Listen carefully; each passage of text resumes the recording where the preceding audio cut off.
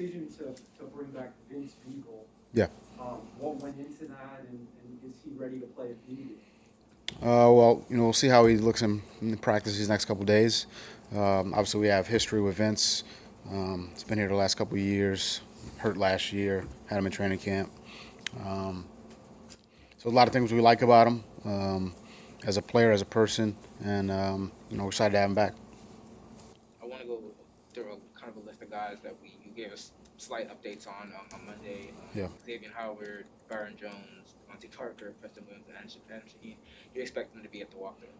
Yeah, expect them all to be at the walkthrough. Again, it's obviously a scaled down pace, so they'll all be available for that. And we'll just take it one day at a time. They're all getting better. They're all treating. They're all doing everything they can. I think tomorrow's going to tell us a lot more about their potential status for the game. But yeah, they'll be available for the walkthrough. Coach, on flight home, just kind of an exhausting, maybe last couple of days. Do you feel like guys are refreshed, energized, ready for this week? Yeah, I mean, it was good juice in the meetings this morning, and guys are ready to go from a preparation standpoint, getting ready for Atlanta. Obviously, we have some familiarity with them from seeing them in training camp. They're a good team. They do a lot of good things, really, in all three phases. We know that obviously it's going to be a big challenge. We've talked about the adjustments, the improvements, the small margin for error there is in this league, and I think they just want to get out there and try to improve, get better, and try to do the things we need to do to have have the outcome we're looking for. How has Tool responded since getting into that action and then now preparing for another practice week? He's responded well. I mean, he's really into the preparation for this week. He was in yesterday, working out, kind of getting started on his prep. Same thing this morning. He's in early, going through some of the early down stuff, the run game, the play action game, the drop back game. So understanding kind of how they want to play defensively. He was asking a lot of questions like he always does, and going through his preparation and just ready to get out there and practice, and we'll really walk through today. But it's an opportunity to get in the huddle, go through the play calls. Go through our alignments, our assignments, our responsibilities, his conversations with, the receivers, the backs, the tight ends, the O-line. Hey, we're expecting this. We need to do this. This is a good player. Make sure we got this guy taken care of. Matchups, things like that. From that pain tolerance standpoint, did he come out of it okay? Well, I mean, obviously there was some discomfort, but he's a tough kid, and I thought he got through it well, and. I think this is one of those things where every week you just get a little bit better each day, each week, hopefully. And but he's a tough kid. He's gonna, if he's, I'm sure he's there is some discomfort, but in his mind he's good to go. So he's not going to complain about anything. It's pretty rare for a team to come back from London and not have a bye. Yeah. In a weird way, can that almost be beneficial to you guys right now, just to get right back out there and keep trying to find something that works? Yeah, I think we want to get back out there. We want to get back out there and play and perform better. I mean, that's really what we're looking to do. And to wait a couple weeks, I wouldn't want. I'm happy we're playing. I think the players are happy we're playing, and we're excited to get started with our prep today. Was it difficult for you? I mean, it's a 9-hour flight home for everybody. There aren't really a lot of days off in your line of work. I get that. But was it tough for you to bounce back physically, mentally, all those things? I mean, I like to think of myself as a resilient person. Look, I've dealt with plenty of adversity in my life. So disappointment, but you watch the film, you make the corrections, you see the things that we need to do better, the things that I need to do better, the points of emphasis that we have talked about, but you got to find a different way to talk about them, to teach them, and yeah, I mean, it's long flight, lots to think about, lot of film to watch, uh, you know, lots to think about. But yeah, move, pick yourself up, move on. Brian, when you watch the Falcons on film, how much of it is stuff that you recognize from them being here a few days this summer, and how much of it are you realizing, although them being here in the preseason doesn't benefit our preparation that much? I think a lot of the players are the same, so there's familiarity from that standpoint. Schematically, there are some things that are just kind of core fundamentals, core principles of that offense, that defense, that kicking game, and those kind of foundational pieces are there. But I think Arthur, Dean, those guys do a good job of dressing things up a little bit differently, and then doing their core things. But they don't look like their core stuff. So we've got to do a good job with our communication. We've got to do a good job kind of following our rules. And while we do have familiarity with them from a personnel standpoint, and I said this on Monday, they didn't show us everything. We didn't show them everything. They got good coaches. They do a good job. They got good scheme, good players. So, we're going to have to do a good job with our technique, our fundamentals, our communication, and take care of all those little things. Which, if you just take care of all the little things, then normally the big things work out in your favor. I want to see if I heard something right. Among the things you said a minute ago, did you say that the staff will consider different ways of teaching? Can you tell me more about that? I think this is just teaching in general. So everyone's a little bit different. I've got one son who learns this way, another son who learns this way. I think, we talk about things like, whatever it might be. Route depths. We talk about, run defense, run fits, tackling. We may show it on video. We may show a PowerPoint. We might get up and demonstrate ourselves. I think, there's a few different ways to teach things. So, as a teacher, if we're not getting it, then you got to find a different way. And I guess that's really, what I'm saying. Hence the value of today's walkthrough, right? Extra value. Well, I think that's more along the lines of the idea behind the walkthrough was a long trip. Trying to take a little bit off of them.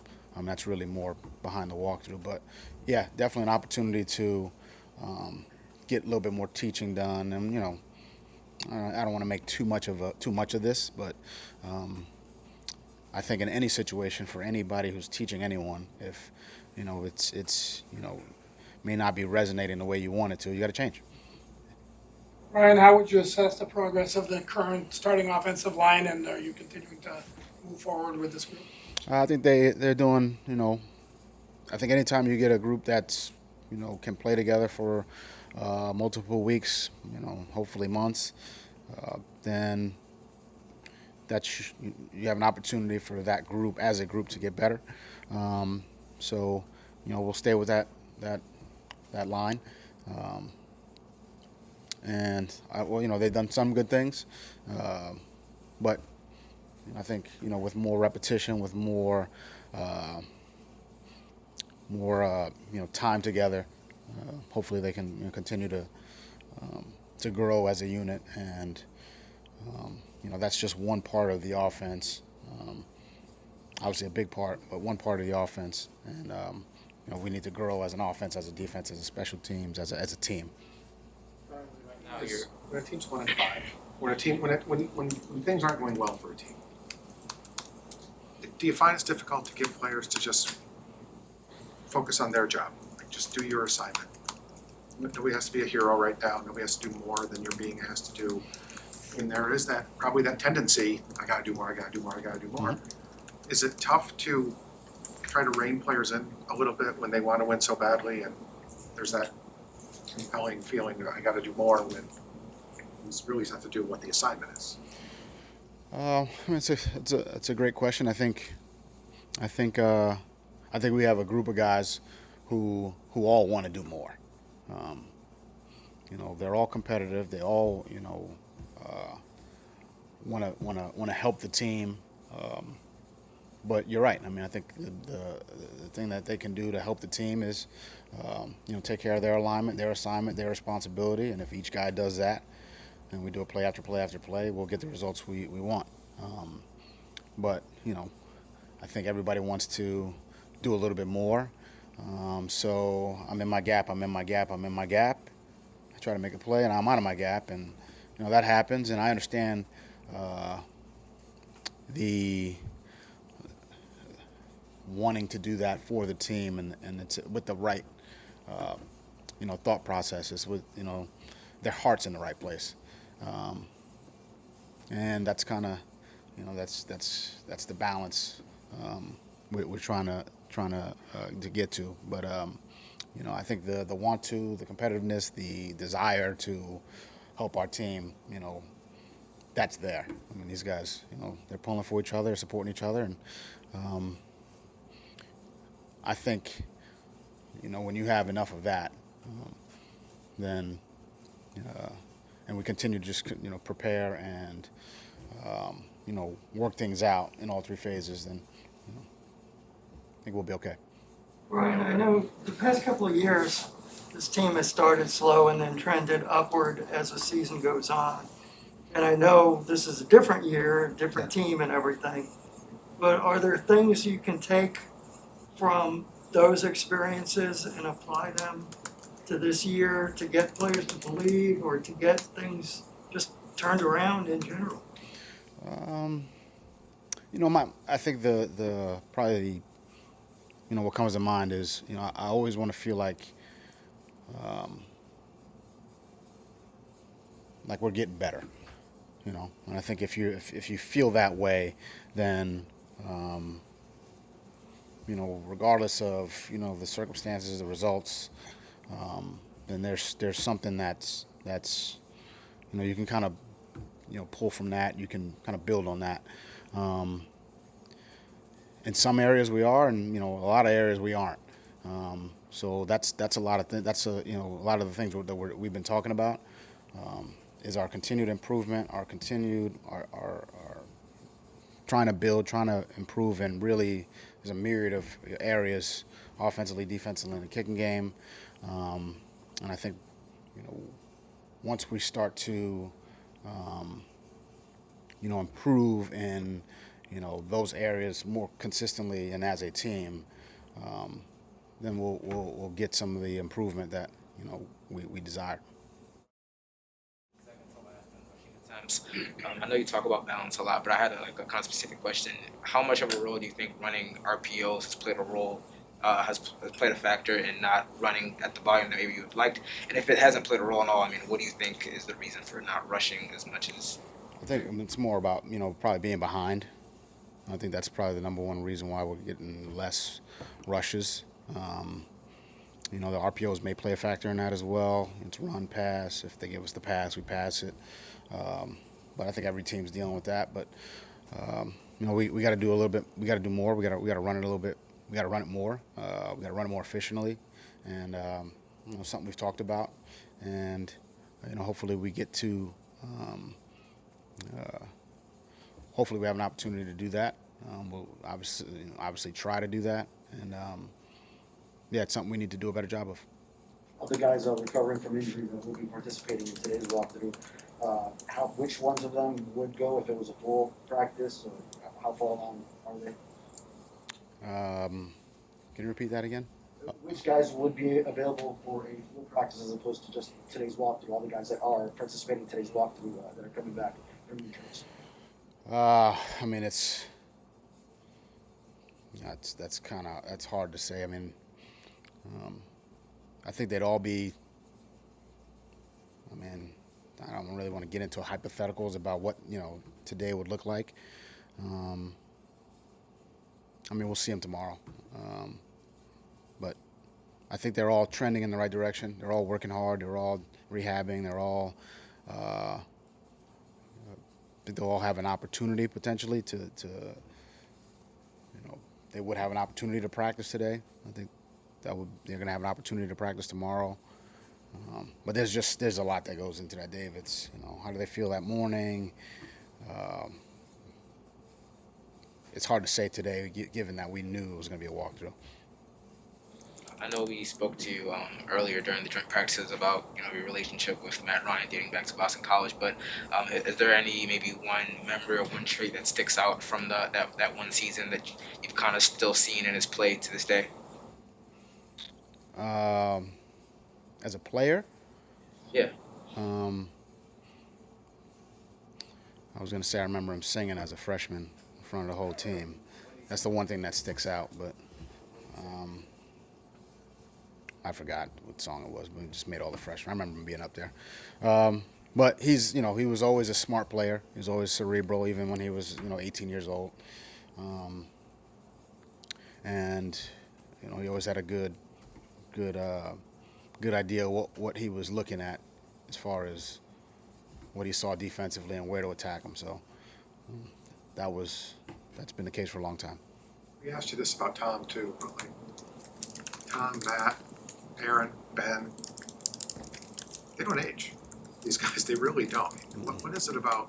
Is it just the cerebral nature of the position? Like, what is it about that these guys have been able to not just get on top, but stay there for as long as they have? They're obsessed with being good. They're obsessed with being great. So, practice, nutrition, hydration, like, there's no magic. They all work at it. But they're able to sustain that type of work ethic because they're obsessed with being, great players. That's really it. There really is no magic. The magic is, not a lot of people have that type of obsession to be great. They don't have that. So those guys do, and you see why they played so long, why they're able to perform at a high level for so long.